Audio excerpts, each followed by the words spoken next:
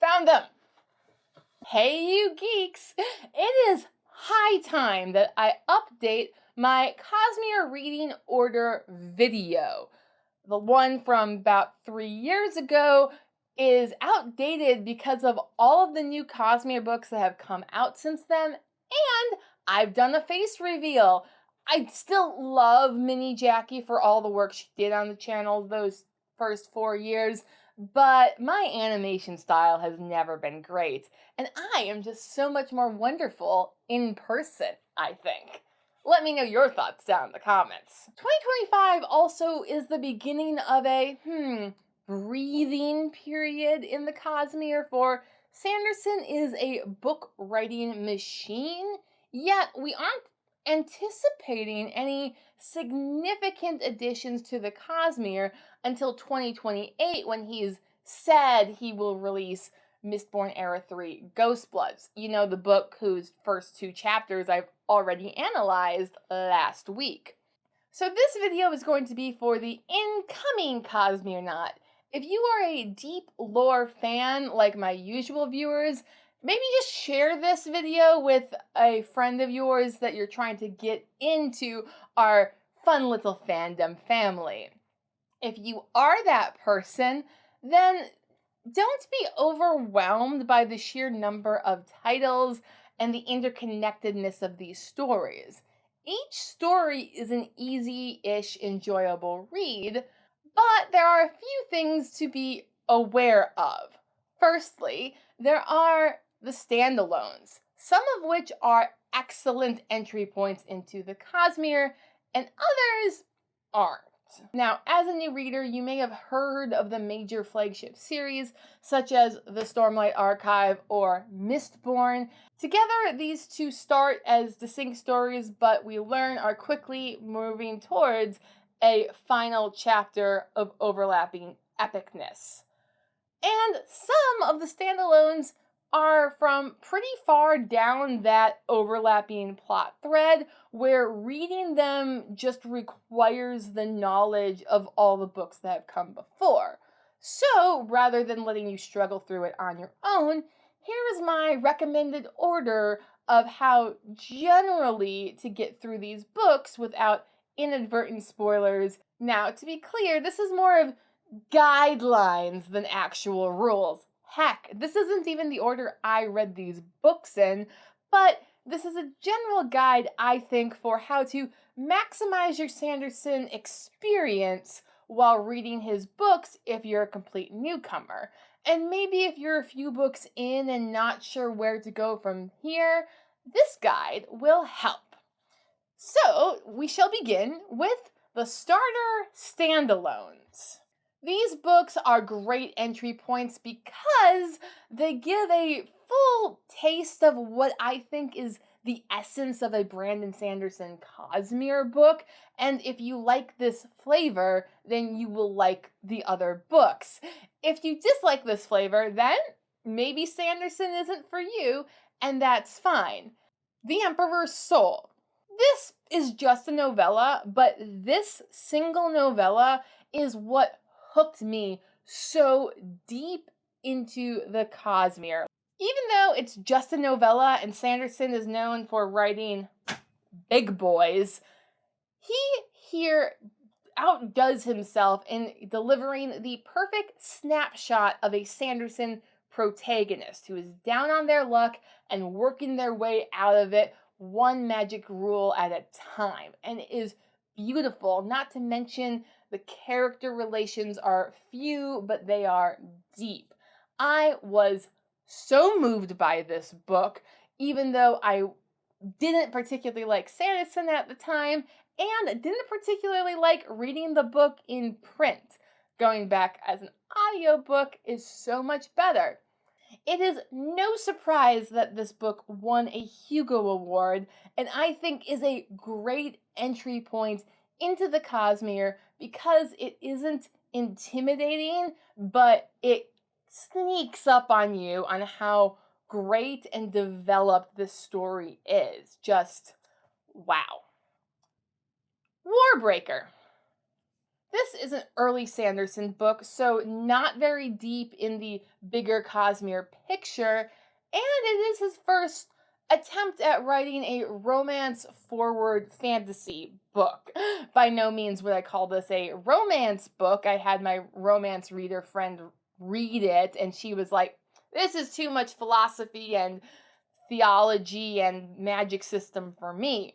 So it's not romance, but because it takes a more focus on the relationship between a male and female lead, it's a lighter story with a lot of theological angst thrown in on the side just for fun. Because if you don't find that fun, then the Cosmere probably isn't for you.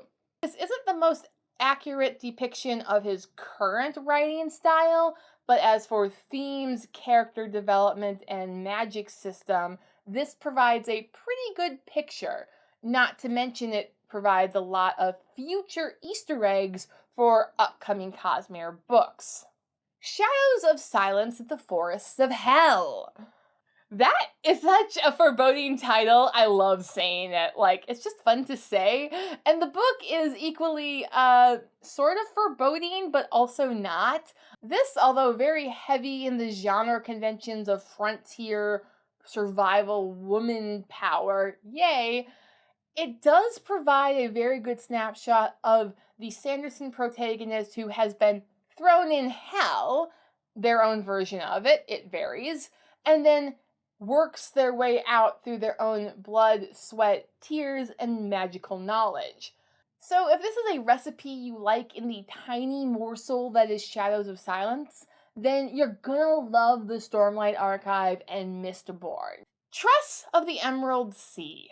Also known as Secret Project 1, this is a thoroughly delightful, kind of fairy tale-esque story. Sanderson says it was inspired by the question, what if Buttercup went out to rescue Wesley from the Princess Bride?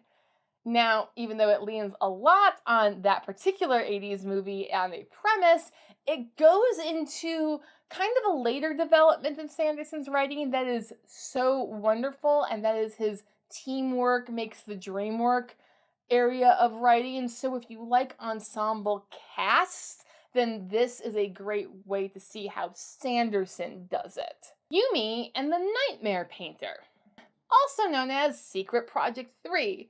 Yumi and the Nightmare Painter, I think, is Sanderson's greatest success at writing a romance story in one of his fantasy settings. He leans a lot on anime tropes in this one, which I love, and make for that easy bridge between magic and romance to just flow naturally. So if you're coming from the angle of anime fan or even romance fan, this is a really good snapshot of Sanderson's current writing style, and if you can expand your taste palette through Yumi and the Nightmare Painter to include a love of learning magic systems and world building, then this is a good bridge to get you into the Cosmere, and maybe from there start the bigger flagship series. Starter series, Mistborn Era 1. Now, Mistborn Era 1's first book, Mistborn The Final Empire, is probably the most commonly recommended book to start the Cosmere with. It's the book where I started, it's the book Sanderson recommends. However, I find myself always cautioning new readers that Mistborn came out when grimdark was the fad of fantasy, just as like romantasy is now. And Sanderson is trying grimdark in the Mistborn series, like by his own admission. He's not great at writing true grimdark because Sanderson is an optimistic writer, which is why I like his work. And Mistborn kind of exists on the bridge between what I consider to be the most authentic Sanderson work and that grimdark everything is awful kind of worldview. Because it is spanning these two distinct tones, Mistborn has its own unique feeling that gives the Cosmere a great variety. So, if you are a current high fantasy reader who is familiar and enjoys grimdark or gritty novels, but need a bridge to get to Sanderson's particularly optimistic tone no matter how dreary the setting, Mistborn is the perfect on-ramp. If you finished one or two or several of the aforementioned books, we're in what I would call the midpoint range of the Cosmere. In this zone, there is really only one series that perfectly encapsulates the vibe, and that is Mistborn Era 2. The series begins with the Alloy of Law and could be read directly after the Hero of Ages, but by its own admission, begins hundreds of years later, and the main cast, more or less, of the first series has become historical and religious figures of the second. This is the point, not a flaw. Despite having the homework of reading Era 1 first to avoid spoilers, Mistborn Era 2 is a thoroughly delightful, lighthearted romp that Sanderson just wrote in his free time while he was finishing The Wheel of Time. If you ever are in need of a rootin' tootin' magic cowboy adventure, then Wax and Wayne Mistborn Era 2 is wonderful for that. It's not too deep, not too Cosmere tied at the beginning, and then eventually gets you to prepare for the interconnected Cosmere magical swapping that will come in future eras. Which brings us to the midpoint standalones. Elantris. Elantris is Sanderson's first published book. I'm putting it in the midpoint for two reasons. First of all, as his first book, it's really kind of slow and jarring, although it takes the Sanderson recipe of throw a character into his own version of hell and watch him try to climb out via magic. The writing is rather, maladroit and lacks a certain charm that later books have. So you really need to be invested in Sanderson's style in order to see this particular story through and not write it off too early. Secondly, this book has been out for over 20 years, and we are finally on the horizon seeing a sequel to be released in 2029. After you've read Elantris, you can totally read The Hope of Elantris, which is another short story in Arcanum Unbounded. It is thoroughly delightful, but definitely set in the final chapters of Elantris, the main novel, so contains really, really big spoilers for this book. White Sand. White Sand is a series for Cosmere deep lorists, not because these stories are particularly dense, but because they are gosh darn hard to find and not just on my bookshelf. The first chapter is available in Arcanum Unbounded, which is a collection of short stories that I've listed separately on this series because there's a lot of them. But the next two chapters are only available currently as graphic novels. These are the original release that aren't the most cosmerologically accurate. And then there was a re-release that I just didn't have money when it came out, so I didn't buy them. Those are more Cosmere accurate in their drawing and depictions of life on Taldane. So this little obscure series is a great midpoint read, I think, because it starts to tie disparate things together and form a base for what will be Cosmere Endgame and Cosmere Space Age. On that note, Sixth of the Dusk. Another short story that is primarily found in Arcanum Unbounded. Sixth of the Dusk builds off of the tropes of tropical island survival tale, but of course there's magic and, surprisingly, aliens, as is immediately apparent in the first chapter. This story, it turns out, is set in the deep future of the Cosmere Space Age, where you don't need to know all of the interplanetary warfare that's gone on up to that point, but it would certainly help with the addition of aliens to the plot. Six of the Dusk begins to build the Cosmere in the space opera direction ever so slightly that Sanderson is eventually taking us. From high fantasy, low technology at the beginning to spaceships and space wizards at the end. And Six of the Dusk starts to plant those seeds in the reader's mind, but they haven't blossomed quite yet.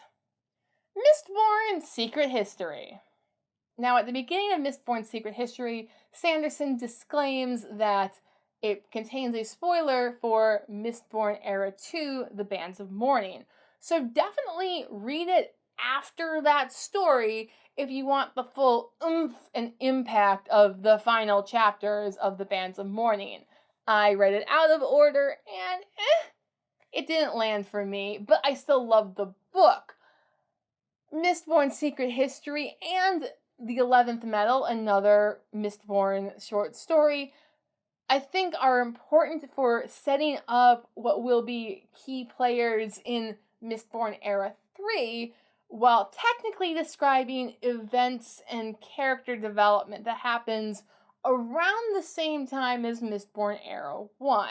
So it starts a very important thread that we will not see paid off until the end of Mistborn Era 3. So waiting to read until after Mistborn Era 2, I think, is crucial for sanity and maximum enjoyment of the original series. Unfortunately for me, I am a frothing Cosmere fangirl who, in a non-clinical sense, has lost her sanity long ago. If you have also reached that point by reading all of the above stories, then congratulations! You've made it to the Cosmere Endgame for now. At the pinnacle of the Cosmere Endgame and most crucial of the series is, of course, the Stormlight Archive. This series starts like every other archetypical Sanderson story, throwing a character into his version of hell, but this time it's like a Trojan War style epic, but there are giant crustaceans, and instead of the gods warring against each other over the humans are trying to go to war with the gods of the other. It's all very interconnected, philosophical, magical, theological. All the threads are tied in, and with the release of Stormlight 5, has now, like Six of the Dusk and Mistborn Era 2 before it, paved the way to work towards that next Cosmere space age. So it literally takes us from the depths of hell into the pinnacle of heaven in a very epic and satisfying way. Now, between the fat suckers of the Stormlight Archive comes 2 novellas so far. Edge Dancer comes between books 2 and 3, and Dawnshard, the novella, comes between books 3 and 4. Horn Eater is set to be released maybe next year as a novella for between books 4 and 5, which brings me to the Endgame standalones. The Sunlit Man, on its own as a drifter comes to a western town territory story, is delightful and fascinating and has such a cool magic system. Again, cool world, really interesting characters, fun gang. But fundamentally, this story builds on a concept that is introduced in the final pages of Wind and Truth. Now, when Sanderson released and talked about this book as a secret project, he said that this would only give spoilers for early book Wind and Truth. Then Wind and Truth went through several revisions, and I don't know if he accidentally ended up moving these massive spoilers to the end of book 5, but he did, and now I'm warning you, do not read this book until you've read Wind and Truth. Just don't do it, because Wind and Truth will be so much more enjoyable if there are some unanswered questions that you want to know answers to. This answers all those questions. Lastly, we have his latest release, Isles of the Emberdark Secret Project 5. This is a thoroughly delightful book, combining Sanderson's found family dynamic with throwing a character in their own personal version of hell, and having them climb out by learning about magic and the magic of friendship and all the things. However, it happens very late in the Cosmere Space Age. As a first Cosmere Space Age novel, this is unlike Sanderson has ever written before, in that it really leaves the world of high fantasy behind and goes straight into the space opera. So it doesn't feel like a Cosmere book in the way that we're used to, even if it's Sanderson writing Cosmere characters in the most iconic of ways. Thus, ending it here for now seems like the best option, until of course we finally get Mistborn Era 3 and the long-awaited sequel to Elantris, so that I can revise this list yet again. If you enjoyed this video and the Cosmere, please like, share, and subscribe if you want to see more. Otherwise, thanks for watching. Bye!